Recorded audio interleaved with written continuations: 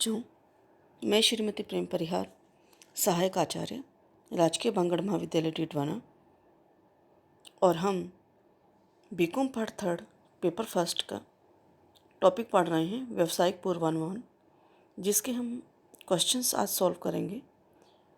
हम जानते हैं कि फोरकास्टिंग किन किन की कर सकते हैं। डिमांड एंड सेल की कर सकते हैं, कैपिटल की कर सकते हैं, टेक्नोलॉजी की कर सकते हैं। ये सब फोरकास्टिंग करने के तरीके हैं। और हम यह भी जानते हैं अगर हम फोरकास्टिंग नहीं करते हैं तो व्यवसाय से हम पिछड़ जाते हैं। फोरकास्टिंग करने के प्रमुख विधियां कौन सी हैं, मेन मेथड कौन से हैं जो हम न्यूमेरिकल रूप में करते हैं। सबसे ज़्यादा इम्पॉर्टेंट है, जो सबसे ज़्यादा काम में ली जाती है, वो है लीस्ट स्क्वायर मेथड। यानी लीस्ट स्क्वायर मेथड का मतलब हमारा न्यूनतम वर्ग विधि। सबसे ज़्यादा काम में ली जाती है ये विधि। यह दीर्घकालीन प्रवृत्ति को माप करने की सर्वोत्तम विधि है। इस विधि के अनुसार समंकों के लिए एक सर्वाधिक उपयुक्त रेखा खींची जाती है। इसे सर्वोत्तम उपयुक्त रेखा इसी कारण से कहते हैं कि प्रत्येक बिंदु और दीर्घकालीन प्रवृत्ति के बिंदुओं के बीच का अंतर का वर्ग जो है वो न्यूनतम होता है। कैसे करते हैं वो हम एक क्वेश्चन में देखेंगे।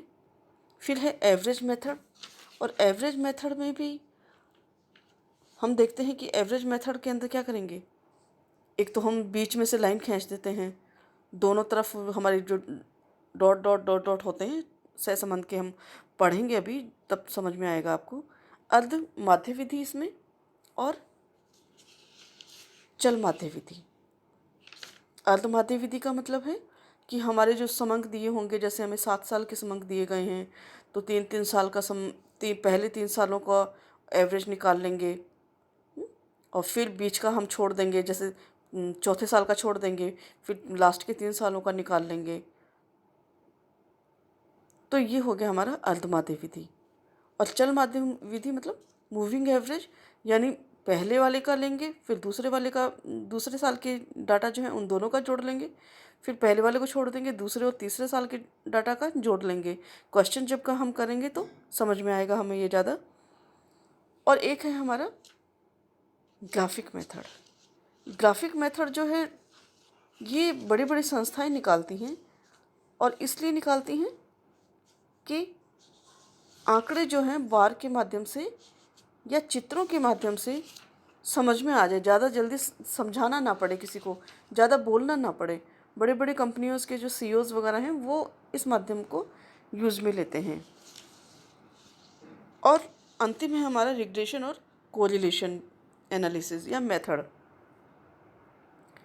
इसे प्रतिगमन या सहसंबंध विश्लेषण विधि जो है वो भी कहते हैं। सहसंबंध जो है दो चरों के मध्य संबंध की मात्रा की जांच करता है। इसमें एक निर्भर चर होता है, एक स्वतंत्र चर होता है, और इन चरों के परिवर्तन का प्रतिगमन समीकरण द्वारा प्रस्तुतिकरण किया जाता है। प्रतिगमन समीकरण जो है सरल भी हो सकती है और बहुगुणी भी हो सकती है।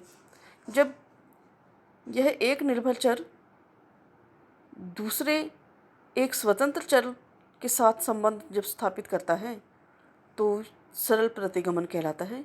परंतु जब एक निर्भर चर का दो या अधिक स्वतंत्र चरों से संबंध अगर हम करते हैं, संबंध हम बताते हैं, विश्लेषण हम करते हैं, तो हम कहेंगे बहुगुणी प्रतिगमन विश्लेषण हो रहा है।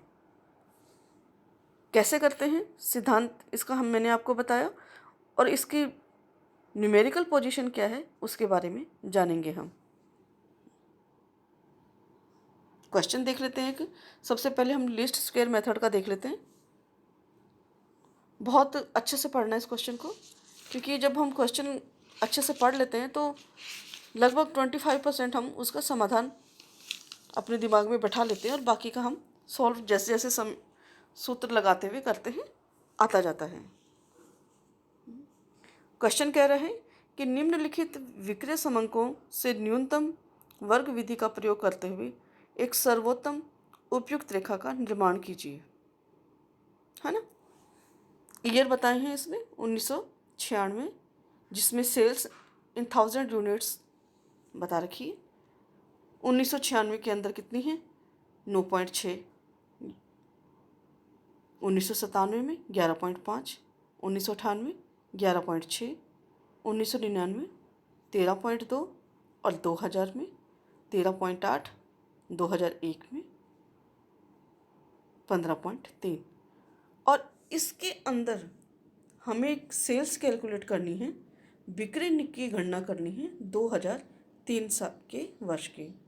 अब आप इस क्वेश्चन में देखिए 96, 97, 98, 99, 2000 और 2001, 6 साल के समंक दिए हैं हमें। 2002 का नहीं दिया, 2003 का हमें निकालना है, यानी कि हमें 8वें उसका समंक निकालना है। कैसे निकालना है वो हम जानेंगे। 6 साल की बिक्री दी गई है हमारी, और हम जानते हैं कि जब ट्रेंड एनालिसिस का हम सोल्व करते हैं तो जो हमारा आधार वर्ष होता है उसको हम स्टार्टिंग का जो ईयर होता है उसको हम 0 मानते हुए करते हैं। यानी अगर हम यहाँ इस क्वेश्चन में अगर देखते हैं तो 1996 जो हमारा होगा वो 0 होगा, 97 हमारा 1 होगा, 98 2 होगा, 99 3 होगा, 2000 4 होगा, 2005 2001 5वां होगा, और 2006 छठा होगा, 2002 छठा होगा, 2003 की हमें यहाँ कैलकुलेशन निकालनी है। तो 2003 जो हमारा x जो हमें निकालना है वो कितना हो गया? 7वां। ठीक है, अब करते हैं हम अपने क्वेश्चन को सॉल्व करते हैं। इसके लिए हम समीकरण जो लगाते हैं y बराबर a प्लस बी एक्स, ये हमारी रेखा समीकरण होती है जिसको हमें सॉल्व करना होता है। a और b दो हमारे पास में कॉन्स्टेंट्स होते हैं, और इनका मान हम कैसे निकालते हैं इसके लिए हम समीकरण बनाएंगे, जिसमें समीकरण हमारी क्या होती है ये हमें याद करना होता है। बिना याद करे हुए हम हमारे सॉल्व क्वेश्चन नहीं कर सकते हैं। सिग्मा y बराबर N A plus B sigma X, sigma X Y बराबर A sigma X plus B sigma X square. ये समीकरण अगर हम याद कर लेते हैं तो हम हमारी ए और बी की कैलकुलेशन निकाल सकते हैं। या हम सॉल्व करते हैं, हमारे वो ईयर लिख लेते हैं। ईयर जो है मैंने आपको पहले भी बताया, एक्स होते हैं हमारे, और वाई जिसकी हमें गणना करनी है निकालते हैं हम उसके। वाई जो है हमारी सेल्स है, इसके अंदर एक एक करके हमें क्या क्या कॉलम बनाने पड़ेंगे, एक्स बनाने पड़ेंगे। समीकरण में देखिए आप, सिग्मा वाई है, सिग्मा एक्स वाई है, एक्स स्क्वेयर है। तो एक्स हमें दिया गया है ईयर के रूप में, वाई हमें दी गई है सेल्स के रूप में। एक्स का स्क्वेयर जो हमें दिया गया है उसका हम स्क्वेयर कर देंगे, एक्स और वाई का गुणा सिग्मा एक्स वाई आ जाएगा। ठीक है, देखते हैं अब आगे। 1996 के अंदर हम इसको 0 मानते हैं एक्स को, फिर 1, 98 में 2, 99 में 3, 2000 में 4, 2001 में 5। वाई हमारी दी गई है 96 में 9.6, 97 में 11.5, 98 में 11.6, 99 में 13.2, 2000 में 13.8 और 2001 में 15.3। एक्स स्क्वायर कर देते हैं हम, 0 का 0 से गुणा करेंगे अगर तो 0 ही आएगा। 1 का स्क्वायर करेंगे 1 आएगा, 2 का स्क्वायर करेंगे 4 आएंगे, 3 का करेंगे 9 आएगा, 4 का करेंगे 16 आएगा, और 5 का करेंगे तो 25 आएगा। अब x और y को गुणा करना है आपस में, तो हम गुणा करके देख लेते हैं। तो ये हमारा x और y का जब गुणा कर लेंगे हम, x यानी पहला जो कॉलम हम दिया गया है, y यानी जो हमारी सेल्स हैं, दोनों का गुणा कर देंगे तो सिग्मा एक्स वाई आ जाएगा। अब हम इन आंकड़ों का जोड़ कर लेते हैं। n कितने हैं हमारे, नंबर्स कितने हैं, 6 साल के। ठीक है, सिग्मा एक्स कितना है 15, सिग्मा वाई कितना है 75 और एक्स स्क्वायर कितनी है हमारी 55 और सिग्मा एक्स वाई कितना है 206। अब इन आंकड़ों को हम हमारी इक्वेशंस में भरते हैं। तो इक्वेशन क्या थी हमारी, सिग्मा वाई बराबर N A plus B sigma X, और दूसरी जो थी सिग्मा एक्स वाई बराबर A sigma X plus B sigma X square. दो समीकरण थी हमारे पास में, दोनों में हम ये आंकड़े भर देंगे।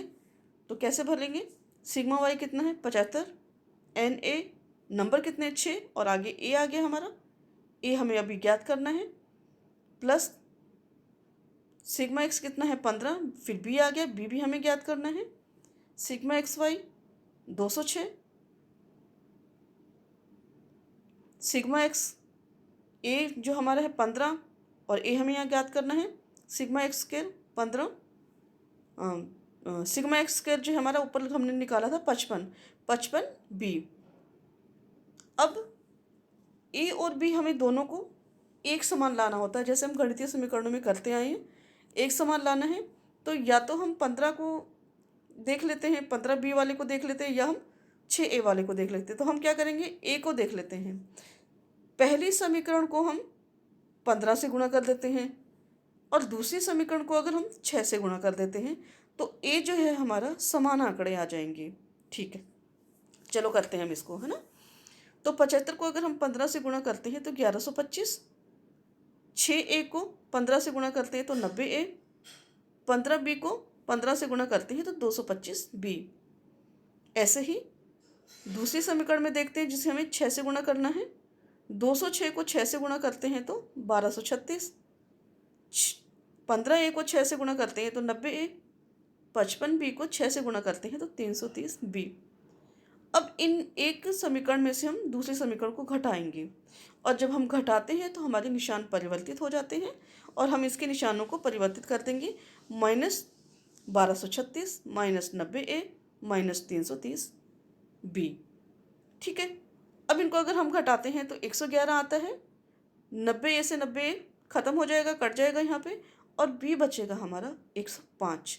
अब बी की जो कैलकुलेशन आएगी 111/105 बराबर 1.057 बी का मान ज्ञात हो जाएगा हमारा। समझ में आया होगा यहाँ तक। यानी जो माइनस करने पर हमारा आंकड़ा बचता है 111 बराबर -105 बी। अगर हम इसको दोनों को एक साइड में ले आते हैं तो दोनों प्लस के निशान, माइनस वाला इधर आएगा, माइनस से माइनस कट जाएगा। ठीक है, तो बी बराबर 111/105 बराबर 1.057 जो है हमारा बी का मान आ गया। अब बी का मान हम पहली समीकरण में रख देते हैं। जो हमारी पहली समीकरण क्या थी, सिग्मा वाई बराबर N A plus B sigma X. Sigma Y कितनी है हमारी 75, एन कितना है हमारा 6, ए का मान हमें ज्ञात करना है, वैसे का वैसे रह गया ये हमारा, प्लस 15 बी। अब बी का मान चूँकि हमें दिया गया है, ज्ञात कर लिया है हमने 1.057, तो 75 बराबर 6 ए प्लस 15 गुणा 1.057। और इसको जब हम सोल्व करेंगे तो ए का मान कितना आएगा 9.8575। ये हमारा ए का मान आ गया।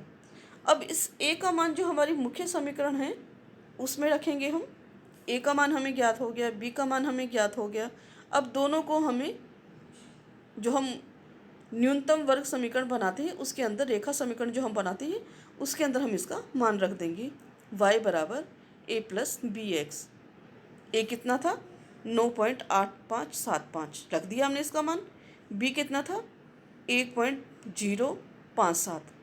अब बात आ रही है कि x कहाँ से आया। ये x जब हमने क्वेश्चन पढ़ा था, ये देखिए यहाँ पे 2001 है, जो कितना x आ रहा है 5x आ रहा है। 2002 होता तो छठा x आता, 2003 होता तो 7वां होता। तो यहाँ x जो है हमारा ये 2003 का मान पूछा है, तो ये कौन सा हुआ 7वां हुआ। तो 7 यहाँ रखा हमने और इसका मान ज्ञात कर लिया। मान ज्ञात करने पर कितना हुआ टोटल 17.2565। सेल्स कितनी हुई हमारी, तो क्योंकि हमें थाउजेंड्स के अंदर निकालनी है, थाउजेंड्स से गुना करने पर 17,256.5। चूँकि हम सब जानते हैं जब सेल्स होती है तो पूर्णतः निर्मित माल की बिक्री ही की जाती है, अर्धनिर्मित माल की नहीं होती। अब अंतिम इकाई को हम छोड़ देंगे, या जो 0.5 है यानी कि ये जो अगली यूनिट है हमारी आधी बनी हुई है, इसको हम छोड़ देंगे तो टोटल जो पूरी यूनिट्स होंगी वो होंगी 17,256 यूनिट, और ये ही हमारी सेल्स है 2003 की। अब ऐसे ही हम न्यूनतम वर्ग विधि के बाकी सारे क्वेश्चन सोल्व कर लेंगे। क्वेश्चन का पढ़िएगा अच्छे से। क्वेश्चन पढ़ने के बाद में हमें इसके अंदर न्यूनतम वर्ग रेखा बनानी होती है, वो बनाएंगे हम। फिर इसके अंदर हम ए और बी का मान निकालेंगे। ए और बी का मान निकालते हुए आपको गुणा भाग का बहुत अच्छे से ध्यान रखना है, प्लस माइनस के चिन्हों का ध्यान रखना है, क्योंकि ज़रा सा भी मिस्टेक होने से हमारे अंतर आ जाएंगे आंसर्स के अंदर, और कई बार बड़े हास्यास्पद आंसर आ जाते हैं। हमें ऐसा नहीं करना है, बड़े एक एक चीज़ को बड़े ध्यान से पढ़ना है और फिर इसको सोल्व करना है। ठीक है, ये हम बाकी सारे क्वेश्चन इसी सूत्र के हिसाब से सोल्व कर लेंगे। अब है हमारा अगला क्वेश्चन कोरिलेशन वाला, कोरिलेशन और रिग्रेशन। उससे पहले हम जान लेते हैं कि कोरिलेशन क्या होता है।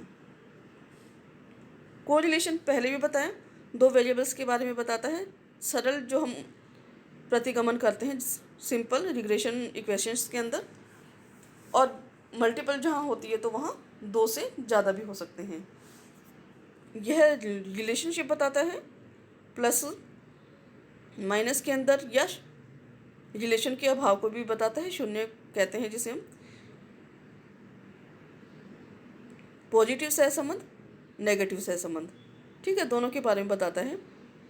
रिलेशनशिप की फॉर्म बताता है, कैसा है रिलेशनशिप हमारा, लीनियर है नॉन लीनियर है, उसके बारे में बताता है। और डिग्री बताता है, कितनी डिग्री में है हमारे रिलेशन, वो बताता है। 0.57 में है या 99 में है, सब चीज़ें बताता है ये।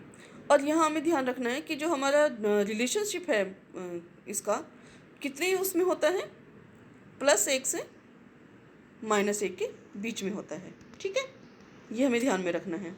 पॉजिटिव रिलेशन के अंदर हम देखते हैं, जैसे हमारा ए डायग्राम बता रहे हैं पॉजिटिव रिलेशन है, तो इसके अंदर हम देखते हैं कि दोनों ही प्रकार की जो चर हैं हमारे, दोनों ही वेरिएबल्स हैं, समान दिशा में ऊपर की ओर बढ़ते हैं, तो इसे हम कहेंगे पॉजिटिव रिलेशन, पूर्णतया पॉजिटिव रिलेशन।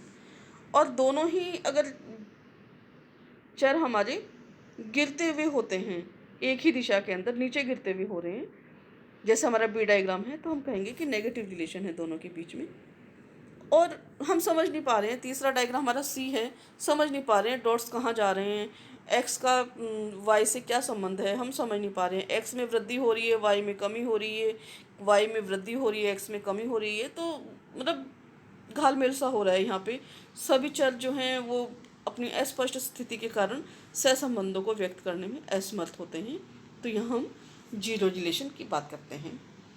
और कई बार ऐसा होता है कि एक्स और वाई के अंदर, जैसे हमारा डी डायग्राम है, एक्स और वाई कर्व लीनियर वाला डायग्राम है, उसमें देखिए आप कर्व लीनियर में कि पहले तो कई बार होता है कि बढ़ता हुआ होता है हमारा संबंध, जो है बढ़ता हुआ होता है, फिर एकदम से कुछ समय बाद में धीरे धीरे कम होने वाला शुरू हो जाता है, यानी कि कर्व सा बन जाता है दोनों चरों के मध्य में।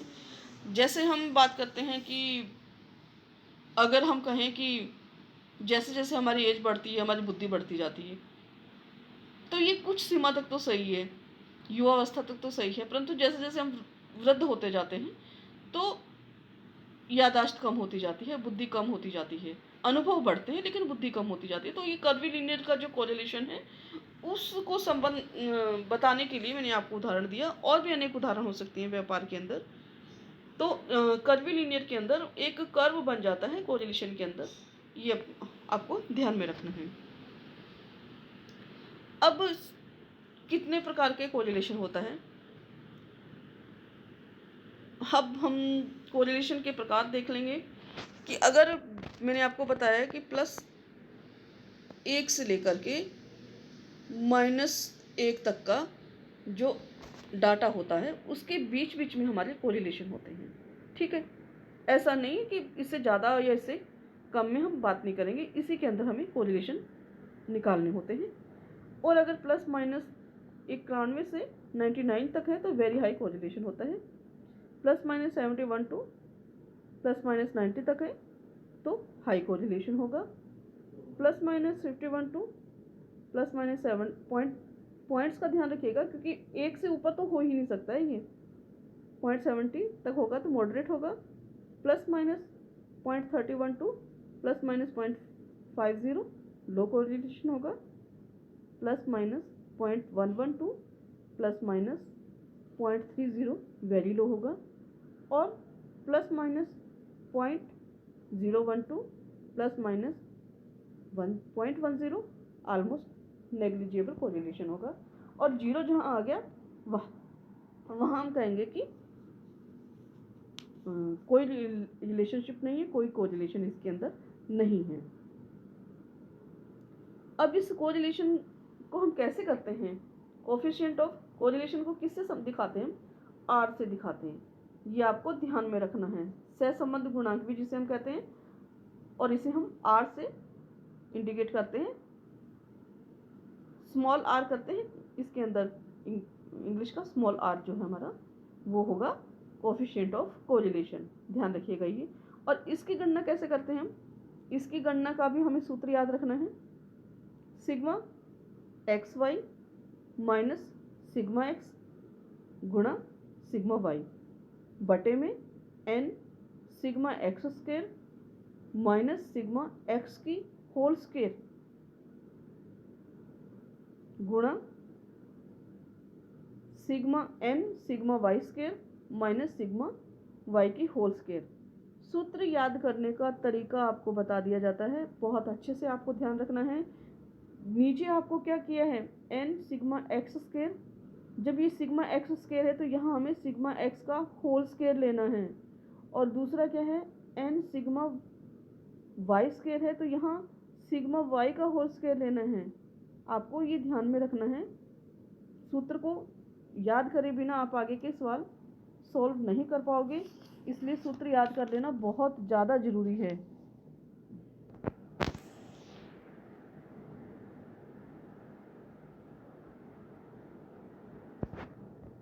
अब आगे हम देखते हैं रिलेशन और कोरिलेशन का आगे का जो हमारा है कि गणना कैसे करते हैं। सूत्र मैंने आपको समझाया, और सूत्र समझाने के साथ ही बात आती है कि स्वीकार्य विश्वसनीयता या विश्वसनीयता पर सहसंबंध की जांच हमें करनी होती है। जांच हमें कितने पे करती है? 95% टू 99% विश्वसनीयता पर ही क्रांतिक मूल्य निकालने होते हैं। आपकी बुक में देखोगे, आप बुक के अंदर एक टेबल बनी हुई है, 4.23 पेज के ऊपर आपकी टेबल बनी हुई है। उस टेबल के अंदर हमें मान देखना है, और मान देखना बहुत आसान है।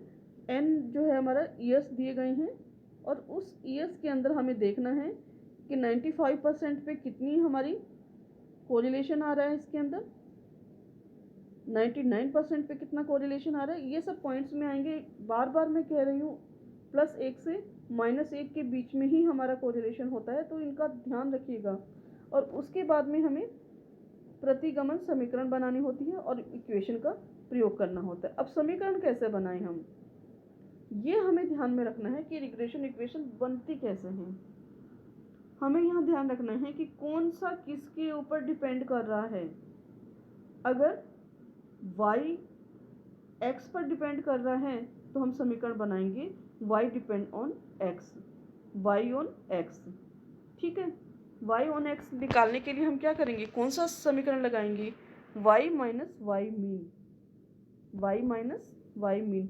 आपको देखना है, याद करने का तरीका है कि y ऑन x है तो y हमारा किस साइड में आएगा? लेफ्ट हैंड साइड में।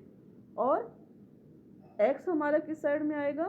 राइट हैंड साइड में। तो समीकरण याद करने का, बनाने का तरीका मैं आपको बता रही हूँ। y ऑन x बराबर कैसे बनाएंगे हम? y माइनस वाई मीन बराबर b वाई एक्स। इसको क्या कहेंगे? Coefficient of regression equation of y on x। b Y X को क्या कहते हैं हम? Coefficient of regression equation of y on x, और यहाँ हम x माइनस एक्स मीन को गुणा करते हैं इसके अंदर। ठीक है, एक्स मीन निकालना बहुत इजी है, सबको आता है, फिर भी बता रही हूँ मैं आपको। एक्स मीन कैसे निकालते हैं, सिग्मा एक्स बटा एन, एक्स मीन निकल जाएगा।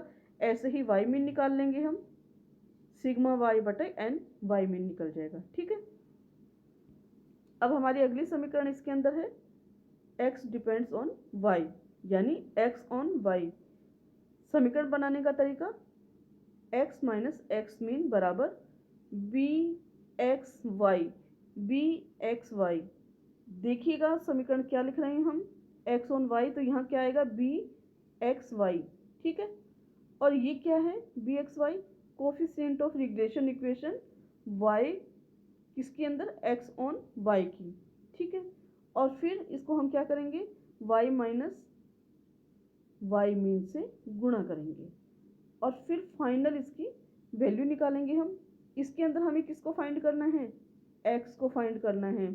ऊपर जो हमें समीकरण देखी थी y माइनस वाई मीन बराबर B Y X, X minus X mean, इसमें हमें किसको फाइंड करना है, y को फाइंड करना है।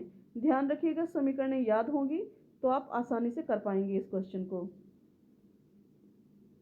अब बात होती है कि कई बार हमें क्वेश्चन के अंदर सीधा सीधा दिया हुआ होता है और बाई कई बार हमें फाइंड करना होता है इसके अंदर। तो सबसे बड़ी बात है कि बी एक्स वाई हम कैसे निकालेंगे, वैल्यू कैसे ज्ञात करेंगे हम। तो इसके 3 तरीके होते हैं वैल्यू ज्ञात करने के। बी एक्स वाई बराबर N sigma X Y minus sigma X sigma Y, N sigma Y square minus sigma Y की होल स्क्वायर। फिर से याद करने का सूत्र है, वाई बाद में है तो वाई जो है वो नीचे आएगा, अगर वाई पहले होता है तो वाई ऊपर चला जाएगा। आपको ध्यान रखना है, दोनों समीकरणों के अंदर इन सेम चीज़ें हैं, ध्यान रखना है आपको। जैसे मैं पहली समीकरण बता रही हूँ आपको, बी एक्स वाई बराबर N sigma X Y minus X sigma X sigma Y. बाद में वाई है तो यहाँ वाई जो है बाद में आएगा N sigma Y square minus sigma Y की होल स्क्वायर। ऐसे ही दूसरा हमारा जो आएगा बी वाई एक्स, तो कैसे निकालेंगे इसको हम, N sigma X Y minus sigma X sigma Y. ऊपर के इंटीग्रेट्स हमारे सेम रहेंगे, नीचे वाले चेंज हो जाएंगे। यहाँ एक्स निकालना है, एक्स बाद में है ये, तो एक्स कैसे निकालेंगे हम, N sigma X square minus sigma X की होल स्क्वायर। पहला तरीका तो ये है। और दूसरा तरीका बी वाई एक्स निकालने का, coefficient of correlation, standard deviation of Y और स्टैंडर्ड डेविएशन ऑफ एक्स बटे में एक्स करके निकालेंगे। और दूसरा इसका निकालेंगे बी एक्स वाई बराबर कोफिशिएंट ऑफ कोरिलेशन यानी आर गुणा स्टैंडर्ड डेविएशन एक्स बटे स्टैंडर्ड डेविएशन वाई। दोनों समीकरणें अगर हमें दी गई हैं, कई बार होता है कि क्वेश्चन के अंदर आर दिया हुआ होता है, स्टैंडर्ड डेविएशंस दिए होते हैं दोनों के, वाई और एक्स के स्टैंडर्ड डेविएशन अगर दिए भी होते हैं तो हम सेकंड तरीका काम में लेते हैं। थर्ड जो हमारा वो है वो कैसे निकालेंगे हम, बी एक्स वाई बराबर कोवेरियंस ऑफ एक्स वाई बटा स्टैंडर्ड डेविएशन वाई की होल स्क्वायर। कई बार हमें कोवेरियंस दिए हुए होते हैं और उसके बाद में हमें गणना करनी होती है। और ऐसे ही बी वाई एक्स को कैसे निकालेंगे हम, कोवेरियंस ऑफ वाई एक्स बटे स्टैंडर्ड डेविएशन ऑफ एक्स। समीकरण बनाते समय समीकरण को याद करने का तरीका यही है कि बी एक्स वाई को हमें देखना है कि बी एक्स वाई में अगर एक्स पहले है तो एक्स की मटेरियल ऊपर आ जाएगा, वाई नीचे आएगा। ऊपर का पैटर्न हमारा सेम रहता है, समीकरण का पैटर्न सेम रहता है, नीचे डिवाइडेड जो हम कर रहे हैं वो चेंज होते रहते हैं, और ये हमें याद करने से ही हो पाएगा। और हम इसे पहले याद कर लेते हैं। आज का आपका होमवर्क यही है कि आप इसे याद कर लें अच्छे से, और कल इसके संबंधित हम क्वेश्चन करेंगे।